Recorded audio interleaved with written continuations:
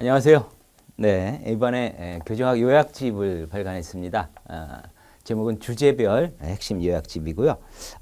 각 교정학의 모든 내용을 260페이지 정도 분량으로 해서 요약 자료를 만들었는데, 특징은 각각의 이제 주제별로 시험에서 주로 이런 주제에 관해서 뭐 OX, 그러니까 어떤 지문을 변형을 한다든지 이런 식으로 해서 출제가 많이 되기 때문에 여러분들 평상시 공부하시다가 주제별로 가장 핵심적인 내용들을 일목요연하게 정리를 한다면 시험에서 상당히 큰 무기가 될 수 있지 않을까 해서 주제별 교정학 요약집이 되겠고요.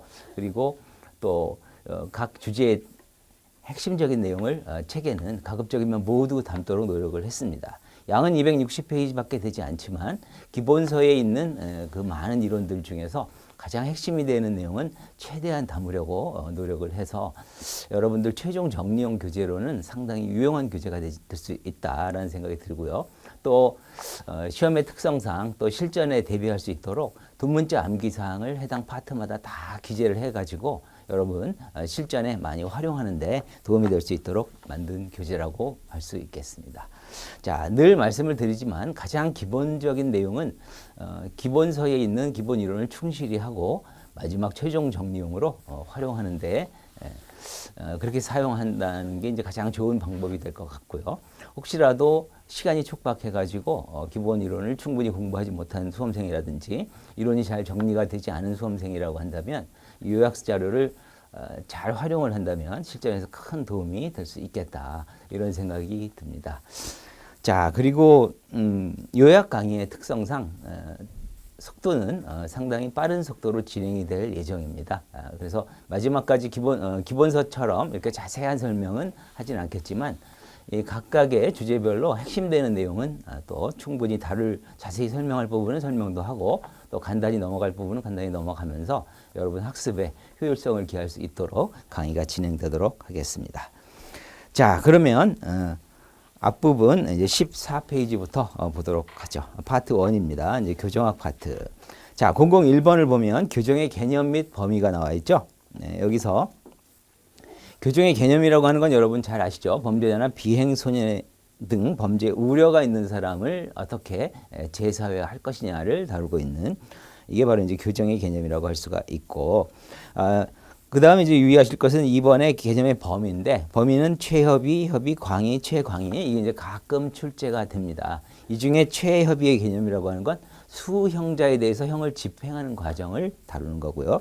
하나씩 내용이 추가가 되죠. 협의의 교정은 최협의에다가 미결 수용자에 대한 처우를 추가한 개념을 협의라고 하고, 그 다음에 광의의 교정은 또 협의의 교정에다가 구금성 보완 처분, 형벌은 아니고 보완 처분인데 시설에 구금해서 수용하는 처분이 있습니다. 소년원 송치라든지 또는 치료 감호소에 수용하는 처분, 이런 것들을 구금성 보완 처분이라고 하는데 이런 것들을 묶어서 광의 교정이라고 합니다. 최광의 교정은 가장 넓은 의미의 교정의 개념이니까 위에 있는 광의 교정에다가 시설에 구금도 안 하고 각종 사회 내에서 할 수 있는 처우들 있죠. 뭐 전자장치, 발찌라든지 또는 뭐 사회봉사 수강명령 등등 각종 사회 내 처우를 포함한 개념을 가장 넓은 의미 최광의 교정이라고 합니다. 이게 가끔 출제가 되니까 어디까지가 최협이고 협이고 광이고 최광인지를 구분할 필요가 있겠고요. 자, 두 번째 2번으로 가면 교정의 이념이 나오죠. 여기 보면 응보형, 목적형, 교육형주의가 나오는데 이건 시대의 발전 흐름과 연결이 됩니다. 목적형주의나 교육형주의가 등장하기 전까지는 응보형주의라고 해서 잘못을 저지른 자에 대해서 그 잘못에 상응하는 형벌을 부과하는 것, 응보의 개념. 그래서 특별한 목적은 갖고 있지 않다는 뜻이에요. 그래서 단순히 잘못에 대한 응보다 이런 개념으로 응보형주의 내지 복수주의라고 하고요. 그 다음 단계로 이제 현대 교정의 가장 기본적인 이념이라고 한다면 범죄자의 교화 개선을 통한 재사회화가 되겠죠. 이건 어떤 의미가 있냐면 형벌이라고 하는 것은 단순한 죄에 대한 응보에 그치는 것이 아니라 뭔가 추구하고자 하는 별도의 목적이 있어야 한다. 그래서 제목이 목적형주의가 되겠고요. 그래서 범죄인 격리를 통해서 사회 안전 또는 교화 개선을 통한 재사회화, 이런 목적이 있어야만 형벌이 의미가 있다. 그래서 응보형주의와는 완전히 시각이 바뀐 내용이 되겠고, 이게 현대 교정의 기본 이념이라고 볼 수가 있습니다. 자, 교육형주의는 넓게 보면 목적형주의의 하나라고 볼 수도 있겠고요. 교화 개선을 통한 재사회화를 위해서는 각종 교육적 수단을 활용할 필요가 있다. 그래서 교육적 수단을 강조한 개념이 바로 교육형주의가 되겠습니다. 그래서 이 세 가지의 가장 키워드, 응보형주의는 응보, 목적형주의는 교화 개선을 통한 재사회화, 교육형주의는 교육이라는 수단이 가장 중요한 의미가 있다. 이렇게 세 가지를 구분하시기 바랍니다. 자, 3번으로 가보죠. 행형과 교정. 이 부분은 예전에 많이 출제가 됐고요. 최근에는 출제 기간은 좀 적습니다. 하지만 행형과 교정의 기본 개념 정도는 여러분 알아두시는 게 도움이 될 것 같고요. 행형이라고 하는 건 형을 집행한다는 말의 줄인 말이죠. 그래서 과거에 수용자를 어떻게 처벌하고 어떻게 관리하고 질서를 유지할 것이냐, 여기에 초점을 둔 개념이라고 한다면, 교정이라고 하는 것은 사람을 품성을 뜯어 고쳐서 바른 길로 인도한다, 바로 잡는다는 개념이기 때문에 단순한 수용자에 대한 관리 질서의 차원을 넘어서 수용자에 대해서 교화, 개선을 통한 재사회화 관념이 추가된 개념. 그래서 두 가지 개념은 별개의 개념이 아니라, 교정이라고 하는 것은 행형에다가 어떤 교화 개선을 통한 재사회화라는 이런 목적 내용이 추가된 개념이다. 아시겠죠? 이게 시대가 이렇게 현대로 진행이 되면서 교정의 개념이 이렇게 확장이 돼서 발달했다. 이렇게 이해하시면 되겠고요. 두 번째 항목을 보면 관점상의 차이라고 되어 있는데, 둘째 줄 끝에, 행형 부분의 둘째 줄 끝에 보면 법적 형식적인 측면이라고 되어 있고, 교정은 이념적 실질적 측면이라고 되어 있죠. 먼저 법적 형식적 측면이라고 하는 건 법적 형식적으로 법에 적혀 있는 대로 잘못에 상응하는 처벌, 집행을 한다, 관리를 한다, 이런 개념이라고 한다면, 교정이라고 하는 것은 단순한 법에 따라서 처벌하는 데 초점을 둔 것이, 처벌하고 관리하는 데 초점을 둔 것이 아니라 이 사람을 어떻게 교화 개선시켜서 재사회화라는 목적을 달성할 것이냐 하는, 그래서 이념적이고 실질적인 내용이 가미가 되기 때문에 교정은 이념적, 실질적 측면에서의 규정이다. 이렇게 구분이 될 수가 있습니다. 자, 4번. 교정학의 특징 하면, 이것도 시험에 아주 많이 출제되는 파트입니다. 교정의 복잡성, 종합과학성, 독립과학성 세 가지가 있는데요. 내용적으로는 내용은 어렵진 않죠. 복잡성이라고 하는 것은 시대와 장소에 따라서 규정은 복잡 다단하게 여러 가지 형태로 이루어진다. 그래서 단순하지가 않다라는 개념으로 교정의 복잡성이라고 하고요. 종합과학성이라고 하는 것은 교정학이라고 하는 이 학문만 가지고 교정의 모든 부분을 이해하는 데는 한계가 있다. 따라서 주변 학문, 역사학이라든지 심리학, 사회학, 법학이라든지 이런 다양한 학문의 연구의 기초하에 교정학이 제대로 이해가 될 수 있다. 그래서 종합적인 내용을 다룬다. 그래서 종합과학성이 되겠고요. 다음 세 번째, 독립과학성이라고 하는 것은, 그렇다면 이번에 두 번째 칸에 있는 종합과학성과 비교를 하셔야 돼요. 여러 가지 학문적 성과를 기초로 한다라는 종합과학성이 있다면 독립과학성은 부정되는 것은 아닐까? 이런 생각을 할 수도 있겠지만 그렇진 않다는 거예요. 교정이라고 하는 것은 범죄자나 비행소년을 교정, 교화해서 재사회화한다라는 추구하고자 하는 목적이 있는 거죠. 그래서 이런 부분, 교화 개선을 통한 재사회화라고 하는 목적을 위해서 연구하는 학문은 바로 교정학밖에 없습니다. 그래서 교정학의 독립적 가치가 존재한다. 그래서 여러분들 기억하실 게, 종합과학성도 있지만 독립과학성적 측면도 동시에 가지고 있다. 이렇게 이해하시면 되겠고요. 자, 5번 가보죠. 교정학의 전개 과정에서 제가 이제 키워드 옆에 적어놨죠. 감행교보. 이게 이제 역사적인 흐름입니다. 밑에 감옥학의 감, 행학의 행, 그리고 교는 교정교육학의 교고, 보는 교정보호론의 보 해서 감행교보의 순서로 교정학이 발전되어 왔다. 일단 이렇게 정리를 해 놓으시고요. 이 순서를 뒤바꿔 가지고 또 순서 나열된 거, 올바르게 나열된 거 고르시오. 이렇게 출제될 수가 있기 때문에, 자, 내용적으로는 감옥학이라고 하는, 감옥은 뭐죠? 시설. 사람, 범죄자를 가두어두는 시설이라는 뜻이죠. 감옥이. 그래서 이 사람들, 범죄를 저지른 사람을 어떻게 가두어두고 안전질서를 유지할 것이냐, 여기에 초점을 맞췄기 때문에 가장 초창기 모델이 바로 감옥학의 개념이 되겠고요. 그 다음 단계로 발전한 게 행형학인데, 여기서 이 수용자들을 어떻게 체계적으로 관리하고 질서를 유지해 나갈 것인가, 여기에 초점을 둬서 관리의 측면에 초점을 둔 것이 행형학이 되겠고, 거기에 교육적인 측면도 살짝 가미가 되는 형태가 되겠습니다. 자, 다음 단계로 발전한 게 교정교육학인데, 요거는 이제 획기적으로 좀 변화가 됐다고 볼 수가 있어요. 수용자들을 교정 교육을 통해서 어떻게 교화 개선해서 재사회할 것인가, 여기에 초점을 둬서 학문이 전개되어 있기 때문에 이때부터는 교정교육학으로 불리고요. 맨 끝에 있는 교정보호론, 이건 신응보론이라고도 하는데, 이거는 바로 앞에 있는 교정교육학과 관계가 있습니다.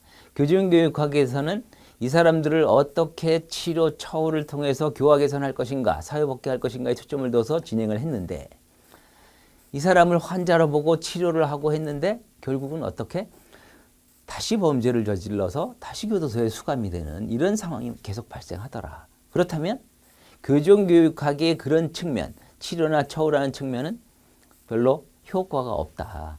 그래서 차라리 엄격하게 처벌할 건 처벌하되, 교정교육학적 측면에서 치료 처우라는 관념에서 사람을 단순한 객체로 보고 인권 침해, 행정기관에, 교정기관의 자유로운 재량이 많이 가미가 되기 때문에 인권 침해 사례 또는 적법 절차가 준수되지 않는 이런 문제점을 많이 부각을 하면서 효과도 없는 그렇게 운영하는 방식 교정보다는 철저하게 처벌할 것은 처벌, 엄벌을 할 것은 하되 인권은 보호하고 적법 절차를 준수하는 방향으로 나가자. 그래서 예전의 응보적인 형태와 다시 접근이 되는 의미가 있기 때문에 신응보론이라고도 합니다.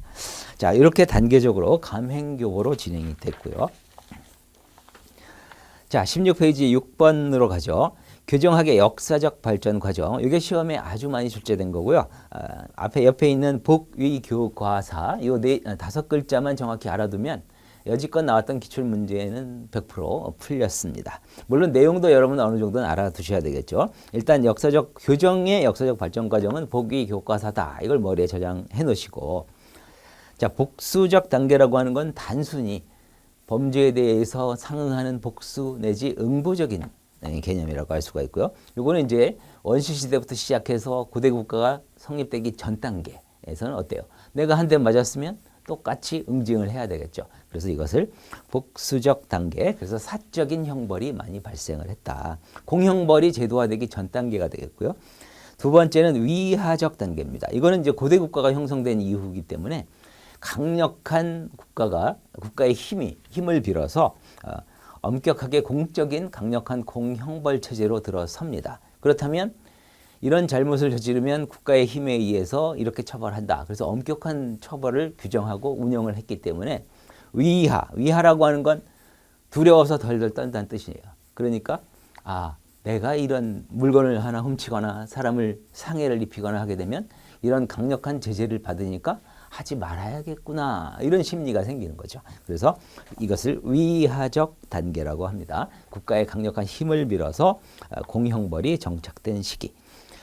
자, 다음 세 번째는 교육적 개선 단계인데요. 교육적 개선 단계에서는 단순하게 위하적 단계의 강력한 국가에 의해서 처벌하는 것도 어느 정도 범죄를 예방하기 위해서는 도움이 될 수는 있겠지만, 범죄를 저지른 것 이상으로, 예를 들면 빵을 하나 훔쳤는데 뭐 징역 10년에 처하게 한다든지 무기징역에 처하게 된다든지, 이렇게 강력한 제재는 너무나도 과도하다. 그래서 오히려 인권이 침해가 될 우려가 있지 않느냐. 그래서 잘못에 상응하는 만큼만 제재를 가하는 게 필요하다. 그래서 이것을 교육적 개선 단계라고 하고요. 이때에는 여기 첫 줄에 보면 18세기 말에서 19세기에 뭐 유럽의 문예부흥 사상이라든지 공리주의, 이런 게 박애주의 사상 같은 게 많이 발전되던 시기예요. 그래서 인간 중심의 사회로 바뀌면서 잘못에 상응하는 만큼의 제재를 부과해야 된다. 바로 죄형 법정주의가 되겠죠. 그래서 죄형 법정주의가 주장이 되고 정착이 되던 시기, 이게 바로 교육적 개선 단계. 그리고 또 교육적 효과를 위해서 네덜란드 암스테르담 징치장 같은 경우에서는 교화, 노동을 통해서 교화 개선을 추구했다. 이런 측면도 교육적 개선 단계와 연결이 될 수가 있겠고요. 자, 다음 네 번째 과학적 처우 단계입니다. 과학적 처우 단계는 또 앞에 있는 단계와는 또 차이가 나요. 앞에 교육적 개선 단계 개념은 크게 말하면 이제 고전주의적 시각이라고 할 수가 있는데, 잘못을 저지르면 거기에 상하는 처벌을 한다. 이런 개념이라고 한다면, 여기서부터는 실증주의적 시각입니다. 그래서 고전주의에서는 범죄인 개개인에 대해서는 관심이 없었어요. 그냥 형이상학적으로 이런 잘못에 대해서 이렇게 처벌을 하게 되면 범죄가 줄어들 것이야. 이렇게 생각을 했다면, 실증주의에서는 가벌병정이라고 하는 이런 범죄자들이 왜 범죄를 저질렀을까? 이것을 과학적 실증적으로 분석을 하게 됩니다. 이때는 자연과학이 고도로 발달을 했고, 자연과학이 발달된 시기에 맞춰가지고 그것을 범죄학에 접목을 시켜보는 거예요. 시켜보니까 이 사람은 부모로부터 안 좋은 유전자를 받아서 소질적인 이유 때문에 범죄를 저지르게 됐다. 본인이 범죄를 자유롭게 선택한 것이 아니라 어쩔 수 없이 범죄를 저지를 수밖에 없는 자질을 갖고 태어난 사람이다. 또는 나쁜 사람과 어울리다 보니까 이런 환경, 주변 환경적 영향 때문에 범죄를 저지를 수밖에 없다.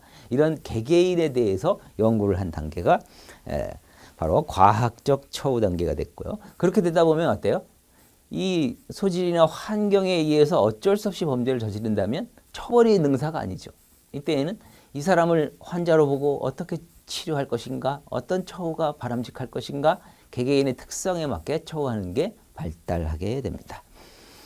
자, 맨 끝에 있는 사회적 권리 보장 단계는 2차 세계대전 이후에 많이 이제 부각이 됐는데, 과거에 치료 모델 해가지고 이 사람은 환자로 보고 치료를 한다, 이런 게 별로 성공적이지 못했기 때문에 과연 그러면 어떻게 해야 될 것인가. 그리고 치료 모델처럼 이렇게 집행하는 과정에서 수용자들에 대한 인권 침해 사례라든지 이런 게 많았어요. 그래가지고 어떤 곳에서는 수용자들의 폭동도 일어나고 이런 문제가 많이 발생하니까 여러 가지 수용자의 인권을 보장하고 사회적 권리 또는 인권 침해 사례가 있다면 거기에 대해서 권리 구제 수단을 확보할 수 있도록 이런 조치가 필요하지 않겠느냐. 그래서 이 단계를 사회적 권리 보장 단계라고 합니다. 그래서 수용자에 대한 인권 보장이라든지 적법 절차 그리고 각종 사회내 처우의 활용 이런 것들이 등장하게 되는 거고요.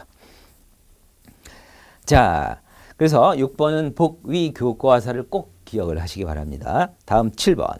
우리나라 규정시설 명칭의 변천. 우리나라의 제도도 시험에서 많이 출제가 되는 경향이 있는데 규정시설의 명칭도 몇 차례 출제가 됐죠. 제가 머리 글자 적어놨는데 영전감형교입니다. 영은 첫째 줄에 있는 삼국시대 영어, 내옥, 형옥, 수옥이고요. 삼국시대의 죄수를 가둬두는 시설을 영어나 내옥, 형옥, 수옥이라고 불렀습니다.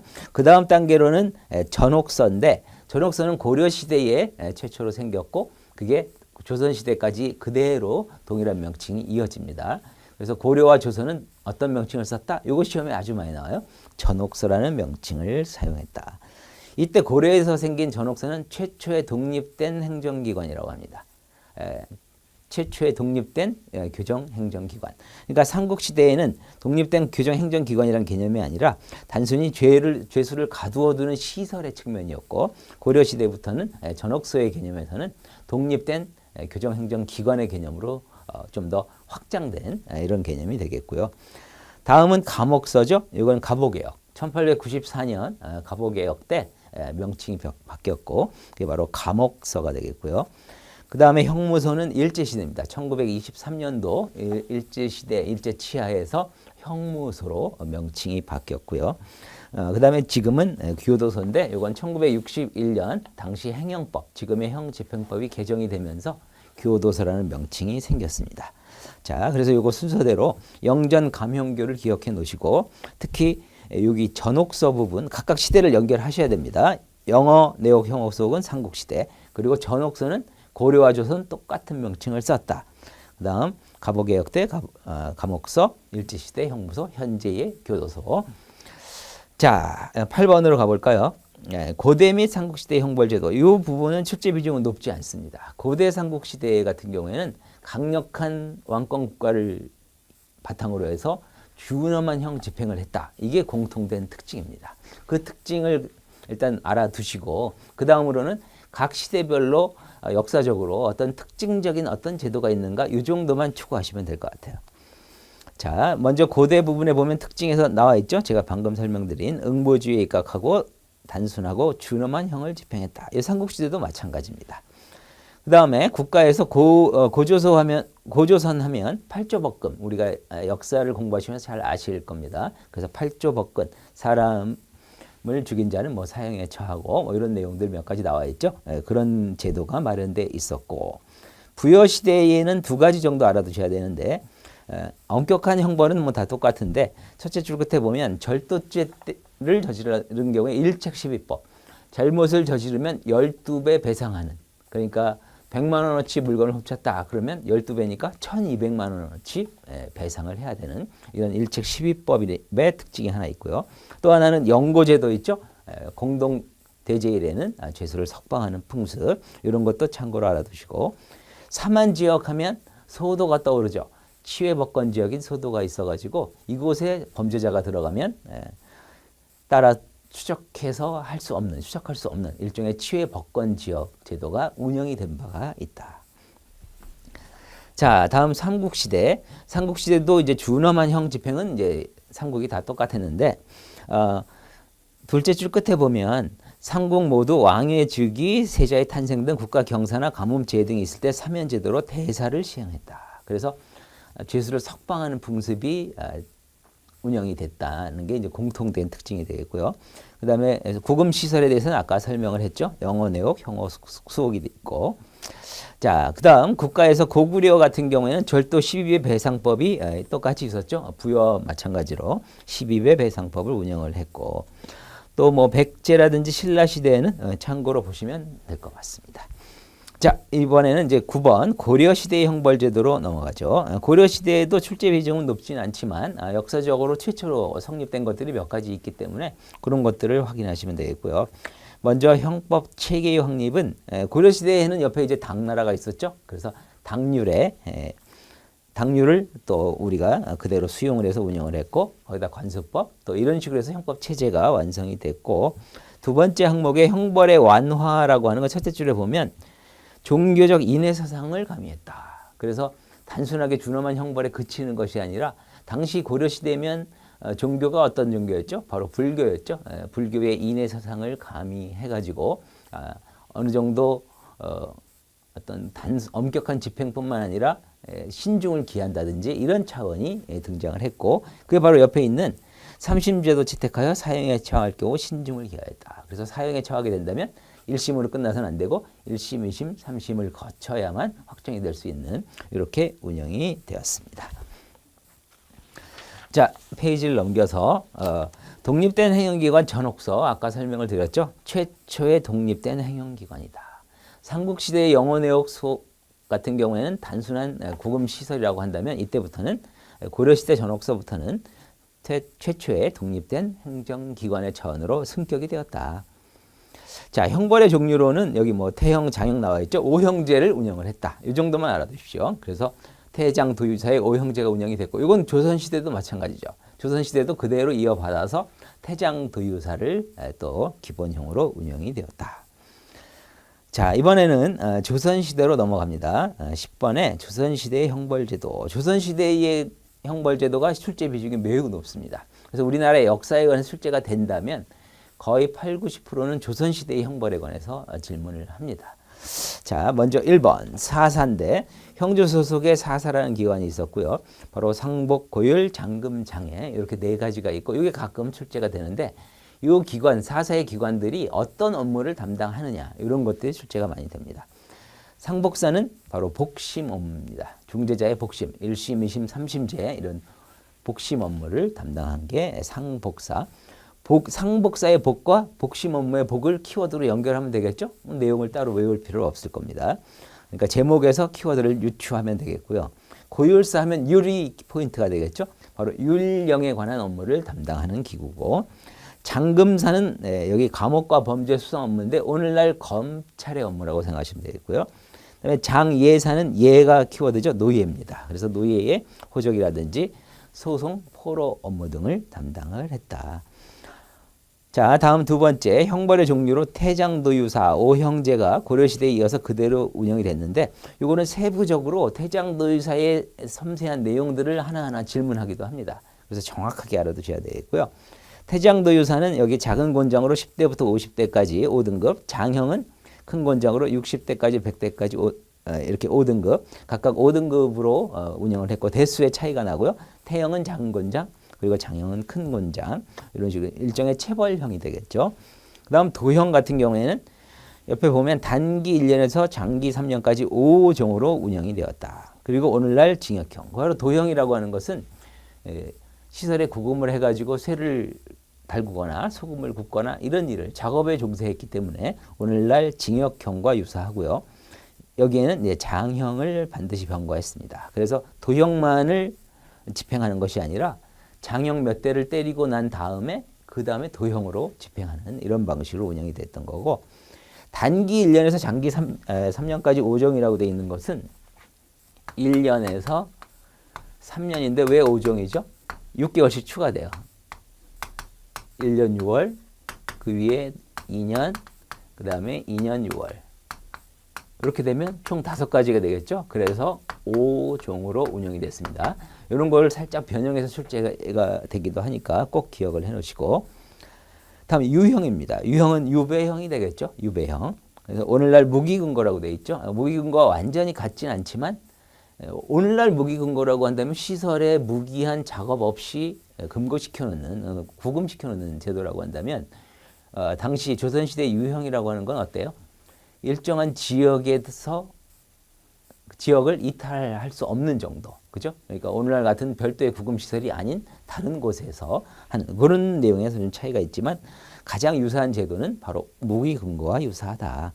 그리고 무기라는 표현이 들어가 있는 이유는 뭐냐면 유형, 유배형이 한번 딱 결정이 되면 죽을 때까지 그곳에서만 살아야지 다른 곳에 나올 수는 없는 게 원칙입니다. 왕이 은전을 베풀어서 특별한 재가가 있는 경우에 한해서만 예외적으로 풀려나지, 그렇지 않는 한 평생 죽을 때까지 그 장소에 있어야 되기 때문에 무기형이고 무기금고입니다. 이 경우에도 장형을 병과했어요. 그래서 도형과 유형에는 항상 장형을 병과한 후에 도형, 유형에 처하게 이렇게 했다. 이거 묶어서 정리하시고요. 자, 유형의 내용으로는 안치, 중도, 부처, 천사라는 게 있는데 여기 신분이 다 다르죠. 안치는 왕족이나 고관을 대상으로 하고 중도, 부처는 관원, 오늘날 공무원이 되겠죠. 다음 천사는 일반 상면, 일반인들을 대상으로 이렇게 하는 유배형들이 3가지로 구분이 됐고요. 안치에는 본향, 위리, 절도 안치 3가지가 있는데 본향 안치라고 하는 것은 자기 고향에 가서 죽을 때까지 그 지역을 이탈해서는 안 된다는 개념이고, 위리 안치라고 하는 것은 위리는 가시덤불 울타리입니다. 그래서 주택이 있다면 주택에 가시덤불 울타리를 쳐서 이 울타리 밖으로 나올 수 없게 하는, 이게 위리 안치고요. 절도 안치는 섬도자예요. 외딴 섬에서 벗어날 수 없는 이것을 절도 안치라고 합니다. 자, 다음 사형제도도 당연히 있었고, 이때 사형의 집행 방법은 여러 가지가 있었죠. 뭐 교형, 참형, 능지처참, 부관, 참시, 사사. 교형이라고 하는 건 오늘날 교수형이고, 참형이라고 하는 건 목을 베는 형벌이 되겠고요. 능지처참은 사지를 찢어서 죽이는 겁니다. 뭐 소나 말에 사지를 묶어가지고 찢어 죽이는 가장 아주 오늘날로 보면 있을 수 없는 아주 잔혹한 형벌 제도 중에 일종이 되겠고요. 부관 참실은 관뚜껑 열고 죽은 시신을 다시 칼질을 하는, 이것도 사형 제도라고 되어 있긴 한데 이미 죽은 사람이기 때문에 어떻게 보면 명예형과 유사한 내용이 되겠죠. 자, 부관 참실한 제도도 있었고, 사사는 바로 사약입니다. 사약. 우리 TV 같은 데서 왕족이라든지 이런 사람들한테는 이제 사약을 먹이는 일이 가끔 있죠. 왕족 고관 같은 경우에. 그래서 사사 제도도 있었습니다. 자, 3번의 부가형은 이제 참고로만 보시면 되겠습니다. 자자형이라고 하는 건 얼굴에 상처를 베고 거기에 또 글씨를 먹물로 집어넣어가지고 평생 죽을 때까지 낙인이 될 수 있도록 중한 잘못을 저지르면 이렇게 된다라는 어떤 위화적인, 일반인들로 하여금 위화적인 효과를 거두기 위해서 이런 자자형을 집행하기도 했고요. 그다음에 뭐 범죄인 또 가족 등을 노비에 편입시키는 노비 몰입, 그리고 재산몰수제도, 피해 배상, 또 윤형. 윤형이라고 하는 건 신분 박탈하는 제도이기 때문에 명예형이라고 볼 수가 있겠죠. 그리고 금고라는 것도 있는데 이거는 오늘날 금고형과는 다르죠. 일정 기간 동안 관리되는 자격을 정지시키거나 박탈시키는, 오늘날로 말하면 자격 상실, 자격 정지 제도와 유사한 명예형이 되겠습니다. 자, 다음 4번에 대체형이 있죠. 여기는 충군과 속전으로 나눠놨는데, 충군이라고 하는 것은 군대의 인원을 충원한다는 개념이죠. 그러니까 죄수를, 범죄자를 형을 면하는 대신 군대, 당시에는 전쟁도 많이 일어나고 해서 이제 군대의 인원을 채우는 게 상당히 중요한 국가적으로 중요한 일이었기 때문에 이런 죄수를 군대에 충원해서 활용하는 이런 방법을 활용을 했고요. 다음 속전제도는 돈을 내 가지고 돈으로 대신해서 형벌을 면하게 하는 이런 방식인데, 여기 보시면 첫째 줄에 모반, 대역죄, 불효죄, 당시 가장 중요시했던 이런 범죄들 외에는 속전이 다 가능하도록 되어 있었어요. 그러니까 조선시대 기본 형벌은 폐장, 도, 유, 사 이렇게 5가지가 있는데, 뭐 유형이나 사형에 처할 자들도 다 속전이 모두 가능했습니다. 모두 속전이 가능했다. 그래서 사형에 처할 자마저도 속전이 가능했어요. 다만 액수의 차이가 있었죠. 경한형일수록 좀 금액이 적어지고 중한, 유형, 사형에 가면 속전이 상당히 많은, 뭐 몇만 냥을 내야 된다든지 이런 식으로 해가지고 속전 제도를 운영을 했습니다. 자, 다음 구금시설, 전옥서, 아까 설명드렸죠. 고려시대 최초의 독립행정기관인 전옥서를 조선시대도 그대로 유지했다. 그리고 남간이라고 하는 사형수를 수용하는 시설을 마련해 놓았습니다. 조선시대 비교를 한번 해보실까요?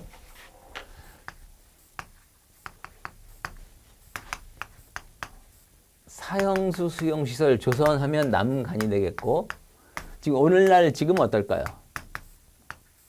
자, 형집행법이 딱 떠올라야 되는데 교도소 또는 구치소 이렇게 되어 있습니다. 이거 관련된 사항은 또 관련 항목에서 설명을 드리고, 이런 식으로 현재는 운영 중에 있습니다. 자, 6번 수용관리. 수용관리와 관련해서는 좀 유심히 봐야 될 이유가 조선시대의 수용자들에 대해서 어떻게 관리하고 인권은 어느 정도 보장을 했고 이런 내용을 담고 있기 때문에 출제위원들이 관심이 많습니다. 오늘날 수용자의 처우에 대해서 어떤 처우가 보장이 되는지, 어떻게 보장이 되는지가 시험에 많이 출제되는 것처럼, 그러면 조선시대에는 수용 관리나 수용자에 대한 처우가 어떻게 운영이 됐는가, 이런 것들을 이제 묻기도 하기 때문에. 자, 기억번. 경국대전 등 형사법전에 수금 조항을 넣었다. 그래서 죄수를 가두어 두는 것과 관련된 규정을 명확히 두고 철저한 규정 하에 했기 때문에 인권 보호와 관련이 있는 내용이었다. 그다음에 니은번은 경죄인, 중죄인, 가벼운 범죄인, 중한 범죄인을 경수, 중수로 이렇게 등급을 또 구분을 했고, 그리고 남자, 여자를 또 분리 수용을 했다. 남옥, 여옥 이렇게 되고요. 자, 여기 옥이라고 하는 거는 이제 구금 시설을 옥이라고 하죠. 그래서 남옥, 여옥, 남자를 가두어두는 시설, 여자를 가두어두는 시설 이렇게 분리를 했다. 다음 디귿번, 죄수와 죄인 처와 관련해서 수용시설의 환경, 부모 형제의 면회, 청소, 위생을 중시했다. 지금 오늘날도 이게 아주 중시되는, 그죠? 교도소 내에서 얼마만큼 쾌적하고 건강한 생활을 해야 또 나중에 결국은 사회복귀를 해야 될 사람이니까 출소해서. 그래서 조선시대에도 이런 부분을 중시했다라는 것도 알아두시고요. 다음 7번의 휼형제도. 휼형제도도 출제 비중이 매우 높습니다. 자, 먼저 보방. 조선시대에 보방하면 출제 비중이 상당히 높은데, 자, 개념을 보면 구금 중인 죄인의 건강이 좋지 않거나 구금 중 친상을 당한 때 죄인을 석방하여 불구속 상태로 재판 그리고 상을 치르고 난 후 다시 구금한다. 그러니까 이 사람, 오늘날 기후제도와 되게 유사하죠. 그래서 이 사람이 건강이 안 좋다든지 친상을 당했다라고 한다면 일정 기간 이를 돌보거나 건강을 회복하고 나서 다시 구금하는 방식이니까 오늘날 일반기후, 특별기후에 존재하는 사유와 유사한 내용을 조선시대에도 운영을 하고 있었다. 자, 다음 감강종경인데 이게 한자 표현은 조금 어색할 수 있겠죠. 바로 오늘날 감형제도입니다. 이 시험에서는 감형제도가 과연 어떻게 운영이 되고 있는가, 이게 이제 여러 차례 출제가 됐고요. 여기 책에도 적어놨는데 사유도장의 순서입니다. 사형에 처할 자는 한 단계씩 내려가는 거예요. 유형, 유형은 도형, 도형은 장형으로. 더 가벼운 태형은 없고요. 그러니까 우리가 여기 있군요. 조선시대의 형벌을 태장도유사라고 하잖아요. 한 단계씩. 사형은 유형으로, 유형은 도형으로, 도형은 장형으로. 태형까지는 가지 않고 이렇게 감형제도가 운영이 됐다. 그러니까 여러분들 그냥 사유도장 순서로 한 단계씩 낮추어 주는 형벌이다. 이렇게 알아두시면 되겠고, 다음 사면제도. 이거 뭐 죄를 용서하고 형을 면제하는 제도. 오늘날도 사면법에 있는 것과 같이 사면제도가 또 운영이 됐고요.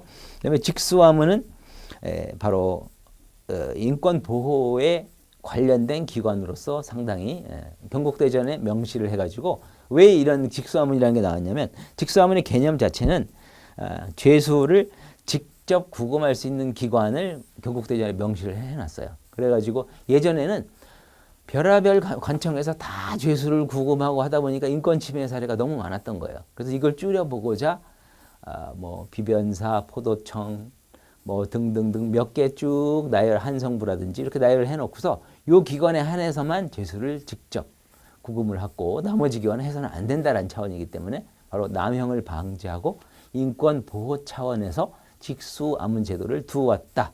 이렇게 정리하시고요. 자, 11번으로 갑니다. 1894년 갑오개혁. 갑오개혁의 가장 핵심은 첫 번째 칸에 있는 내용이에요. 여기 아주 중요하죠. 자유형 중심의 근대 행정체제다. 자, 읽어보면 1894년 홍범 14조 나왔고, 종래 전통적인 오형제에서 자유형 중심의 근대 행정체제로 전환했다. 뭐 이때 태형이나 이런 건 존재했긴 했는데 뭐 장형을 폐지한다거나 이렇게 근대적인 자유형 체제로 전환되는 시기가 언제냐. 이거 시험에 아주 많이 나왔고요. 바로 1894년에 갑오개혁 이후부터 오늘날 행정체제와 유사한 형태가 운영이 되었다. 조선시대에서 오늘날의 딱 중간 지점이 되는 게 바로 형벌제도의 중간, 1894년 갑오개혁이다. 이렇게 알아두시면 되겠고요. 나머지 뭐 홍범 14조라든지 징역 처단례 등등은 참고로 보시고요. 자, 다음 페이지 12번으로 갑니다. 일제시대 형벌제도는 여기 제가 두 가지를 구분해놨는데, 외형상 제도와 실제 운영이 완전히 달랐다. 그것만 포인트를 잡으시면 됩니다.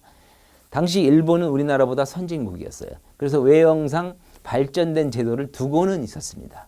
법령에는 두고는 있었는데 실제 운영은 어때요?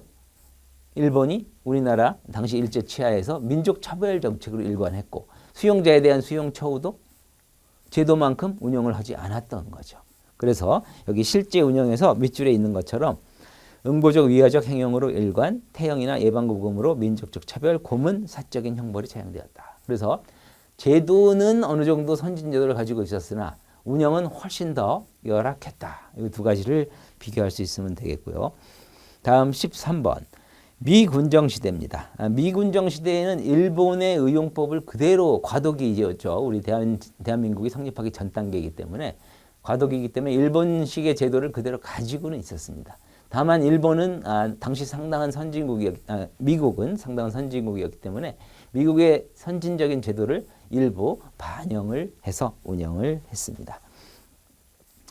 자, 그래서 여기 밑줄 부분을 보면 제도의 개선에서 미국 규정 이념에 근거를 둔 수용자 인권보호, 처우 개선, 그리고 우량 수용자 석방령, 석방청원제도, 형구 사용 제한, 징벌제도의 개선 등등을 통해서 훨씬 더 일본 일제 치하보다는 발달된 상태로 운영이 되었다. 인권보호를 위한 제도들이 많이 마련이 되었다. 자, 두 번째 칸에 우량 수용자 석방령인데, 열심히 교도소의 준칙을 준수하고 작업을 열심히 하고 한 사람들에게 빨리 나가는 혜택을 주는 거예요. 일종의 사탕을 들고 흔드는 이런 개념이죠.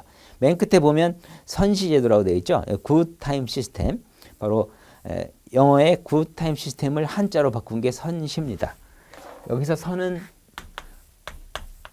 굿을 착할 선자로 바꾼 거고, 옆에 있는 타임을 떼시자. 그래서 선시제도라고 하는 거예요. 무슨 말이냐면 이 사람이 형기가 이 정도 형기가 있다. 뭐 예를 들면 5년의 형기다. 그런데 열심히 준수하고 작업도 잘했다. 그러면 이 시점에서 내보내주는 거예요. 석방해버리는. 그래서 시간을 열심히 하면, 착한 일을 하면 시간을 줄여준다. 그죠? 수용 시간을, 기간을 줄여준다. 그래서 선시제도, 그래서 우량 수용자 석방령이 운영됐다. 그러니까 우리나라의 역사에서 선시제도가 운영이 된 적이 있는가 없는가를 질문하기도 합니다. 그러면 딱 미군정 시대를 떠올리셔야 돼요. 아, 미군정 시대의 우량 수용자 석방령이 바로 선시제도였지. 이렇게 지금은 운영되고 있지 않지만 미군정 시대는 운영이 되었다. 자, 다음 수용자 석방 청원제 같은 경우에는 당시에는 오늘날은 검사만 공소 제기를 할 수 있지만 당시에 뭐 검사가 아닌 사람에 의해서 공소가 제기되고 뭐 이런 경우가 있을 수가 있었고 제도상으로 이때 구속된 사람이 30일 이상 장기 구금을 하게 된다면 석방을 청원할 수 있는 이런 제도가 마련이 되어 있었고요. 그 당시 이제 법무국장이라고 하고 이게 나중에 체제가 바뀌어가지고 법무부 이런 식으로 이제 명칭이 바뀌었는데 어쨌든 당시 법무국장에게 석방을 청원할 수 있는 제도가 있었다. 자, 14번의 선시제도 13번과 관련해서 그 선시제도에 대해서 제가 좀 자세히 설명을 드렸는데 선시제도의 개념은 설명을 드렸고 오른쪽에 연역을 보시죠. 첫째 줄에 보면 1817년 미국 뉴욕주에서 선시법이 최초로 제정되었다. 이게 바로 선시제도의 시초가 되겠고요. 그 이후에 여러 나라에 전파가 된 거고요. 자, 우리나라는 미군정 시대에 있었다고 했고 그 성격이 조금 유의해야 될 부분이에요. 한번 읽어보죠. 형식적 형기는 변함이 없이 석방의 시기만 단축되는 점에서 형기 자체가 단축되는 감형과 구별되고 시설 내 처우의 일종인 점에서 사회 내 처우인 가석방과 구별된다. 여기서 이제 밑에 제가 또 선시제도 가석방 감형을 적어놨는데 특히 선시제도와 가석방의 차이는 좀 알아두시는 게 도움이 되겠습니다.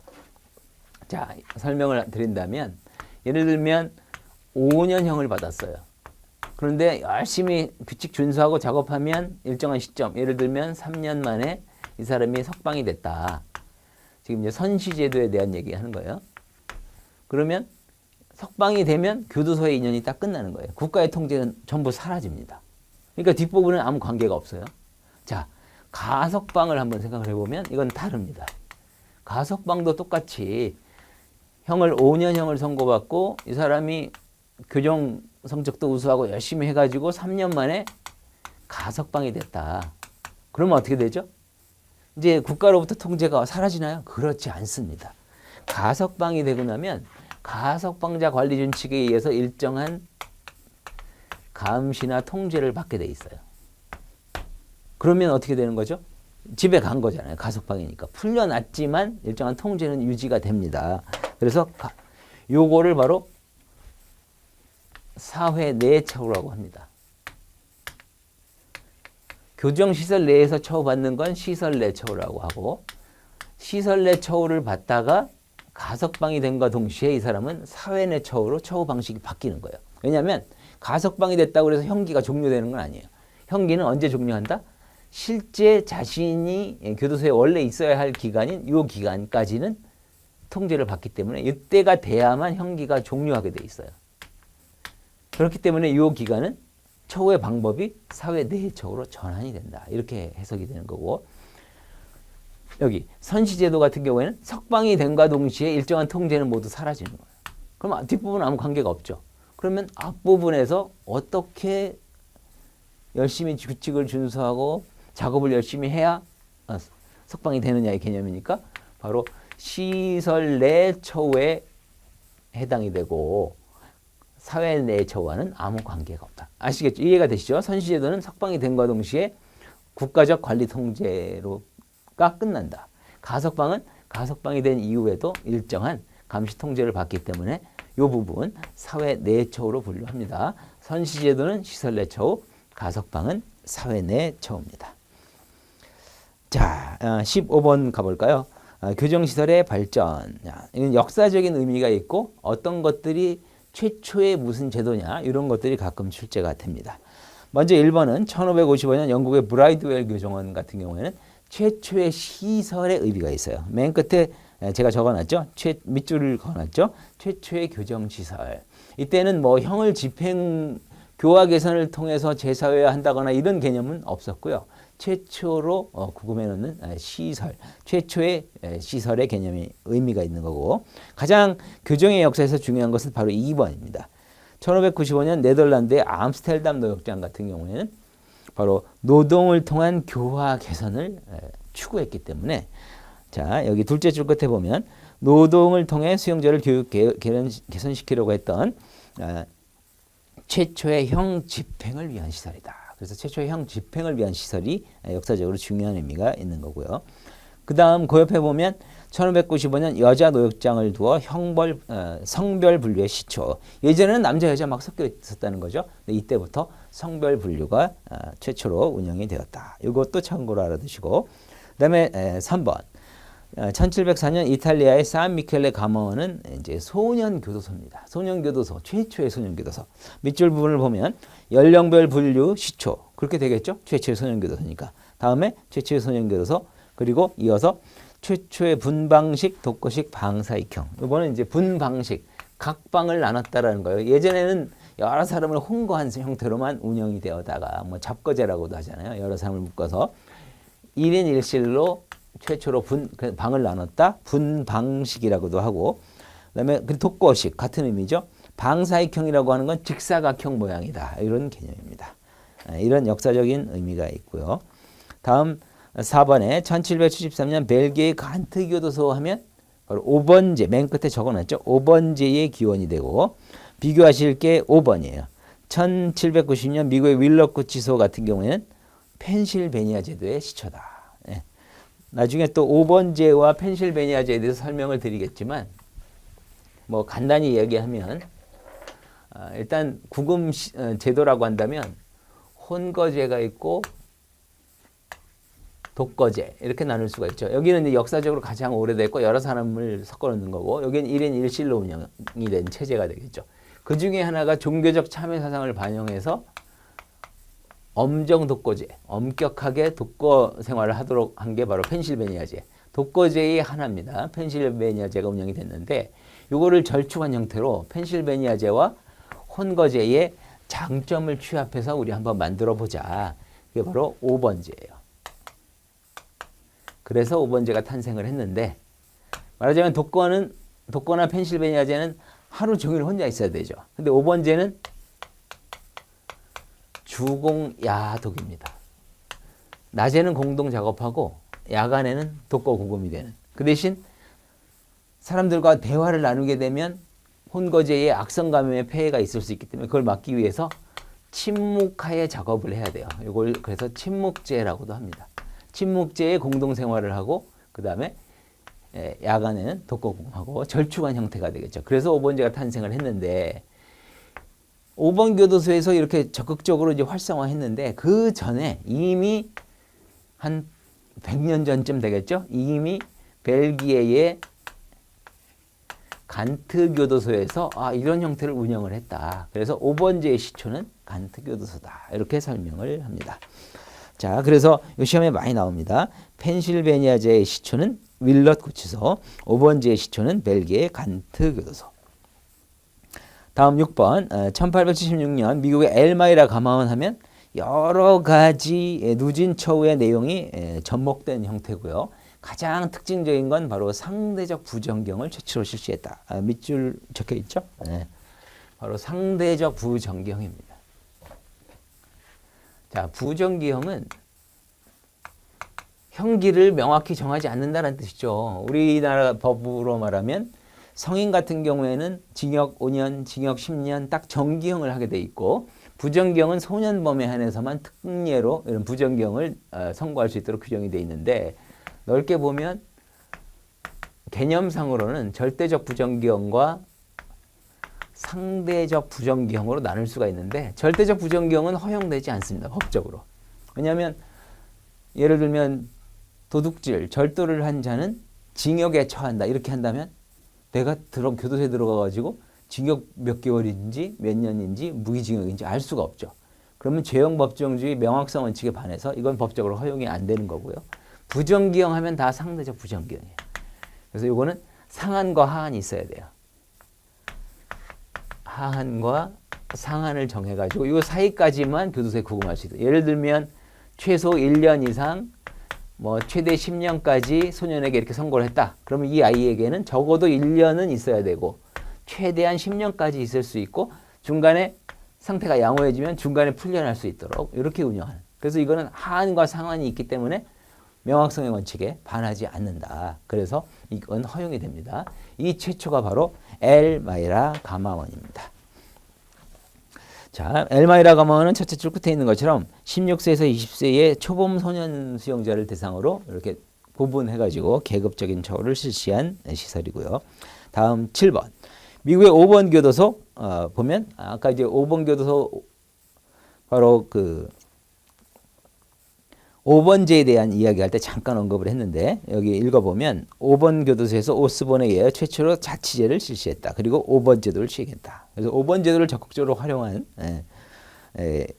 교도소고 그 다음에 그래서 이름이 5번 교도소인데 아까 설명드린 바와 같이 벨기에의 간트 교도소는 그거보다도 훨씬 더 먼저 이미 그런 형태를 운영했기 때문에 5번제의 시초는 간트 교도소다라는 설명을 드린 거고요.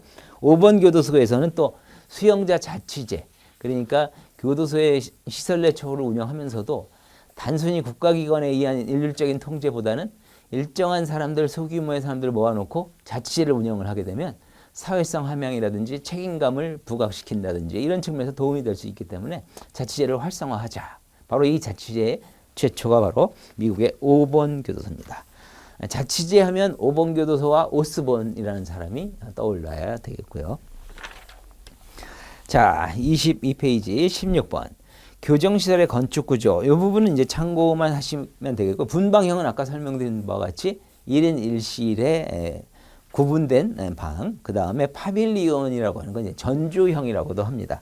그래서 요거는 우리나라의 대부분의 이제 교정시설이 그렇죠. 앞에 주 통로가 있으면 왼쪽, 오른쪽에 이렇게 방을 몇 개씩 이렇게 만들어가지고 여기 몇 명씩 수용을 하는 이런 식으로. 모양이 전봇대 비슷하다. 그래서 전주형이라고 하는 거. 이게 파빌리온이고 3번의 파놉티콘형 교도소는 실제 건립은 안 됐고요. 여기 밑에도 제가 적어놓은 맨 끝에 미음번에 나오죠.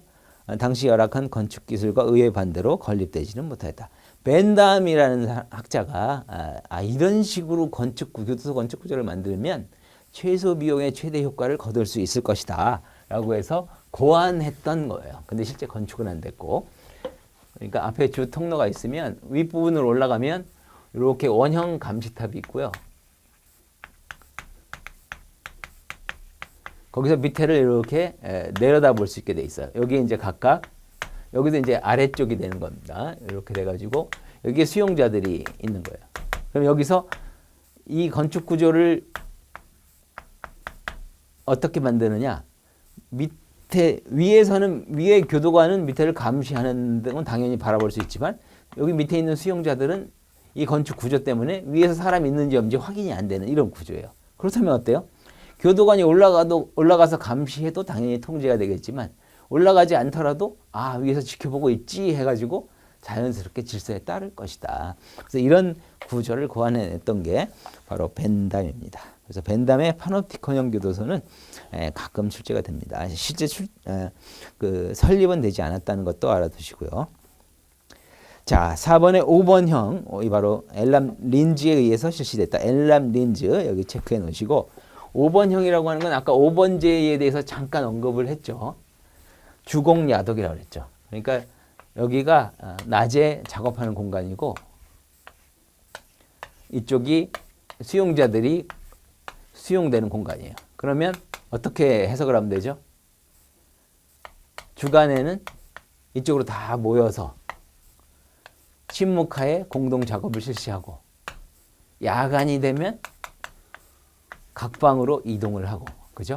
이렇게 이런 구조 이게 바로 5번형이 되겠습니다. 그 다음에 최근 들어서는 뭐 캠퍼스형이라든지 정원형이라는 것도 탄생을 했고요. 참고하시면 되겠고요. 자, 17번 우리나라의 교정조직 및 교정시설. 자, 요거 출제 비중이 높지는 않지만 몇 차례 출제된 적이 있습니다. 특히 여기 기본적인 체제는 중앙기구에 법무부 장관, 차관이 있고 그 밑에 교정본부장이 있고요. 자, 이걸 한번 적어볼까요? 그러니까 대통령을 제외한 또 이 법무행정의 최고 기관이 바로 법무부 장관이 되겠고, 그 밑에 차관이 있겠고요. 그 밑에 교정본부장이 있습니다. 자, 그 다음에는 이제 각 지방, 여기 이제 두 번째 칸에 있는 지방교정청이 있고,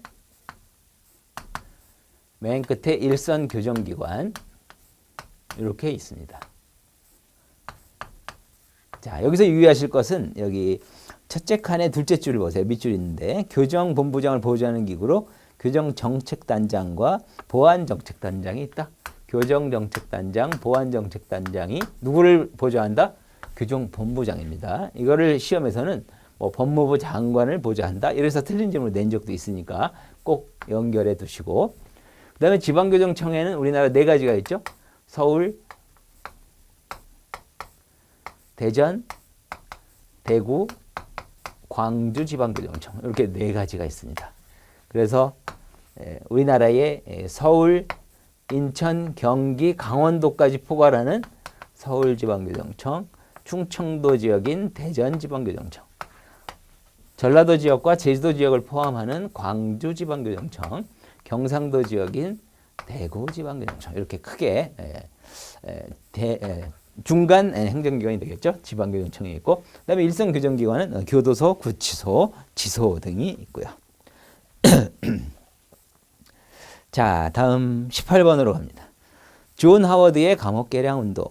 네, 존 하워드의 감옥 개량 운동은 출제 비중이 좀 있는 파트가 되겠고, 일단 하워드라는 사람이 영국과 웨일즈의 교도소를 둘러봤어요. 둘러봤더니 사람들이 열악한 곳에서 살고 형기가 만료돼서 출소되는 것보다는 사람이 교도소 내에서 죽어나가는 사람이, 병들어 죽어나가는 사람이 너무 많더라. 이런 식으로 교도소를 운영해서는 안 되겠다 해가지고 영국과 웨일즈의 감옥 상태론이라는 책을 저술을 하면서 수용자들의 인권이라든지 뭐 독거구금의 필요성, 분리수용의 필요성, 이런 것들을 강조하게 됩니다. 그래서 밑에 주요 내용에 기억부터 지읒까지 쭉 적혀 있는 것들을 꼭 다 읽어보시고요. 이 중에 포인트를 잡자면 기억번의 수용자의 인권 보장과 건강 유지. 이게 이제 그 사람이 둘러보고 나니까 이렇게 열악한 상황에서는 안 되겠다. 그래서 인권과 건강을 강조했고, 그래서 니은번의 통풍 채광 시설 또는 뭐 노동 조건 개선도 다 기억과 연결이 되겠죠. 유의하실 게 디귿입니다. 수용자에 대한 강제 노동은 응보적 약탈적 목적이 아니라 교육적 개선적 목적일 것. 그러니까 수용자에 대한 인권을 강조한 학자니까 강제 노동을 하지 말라고 했나? 그렇지 않습니다. 노동의 필요성은 주장을 했어요. 다만 노동력 착취의 수단으로 활용할 것이 아니라 교육적 개선적 목적의 강제 노동을 실시해야 된다는 측면을 강조했으니까 디귿이 유의해야 될 부분이고요. 나머지 리을, 미음, 비읍 읽어보시면 되겠고, 시옷을 보면 연령과 성별에 따라 분리수용해라. 그래서 마구잡이로 섞여 있는 것은 바람직하지 않다. 그 다음에 이응번의 독거제도 주장을 했습니다. 그래서 각각 여러 가지 홍보가 되면 어떻게 된다? 악풍 감염이라든지 나쁜 자질의 범죄 배양 효과, 이런 나쁜 기술이라든지 뭐 이런 걸 배울 가능성이 높기 때문에 그걸 막기 위해서 독거제할 것을 강조했습니다. 자, 다음 구금제도죠. 이 부분은 조금만 쉬었다가 이어서 보겠습니다.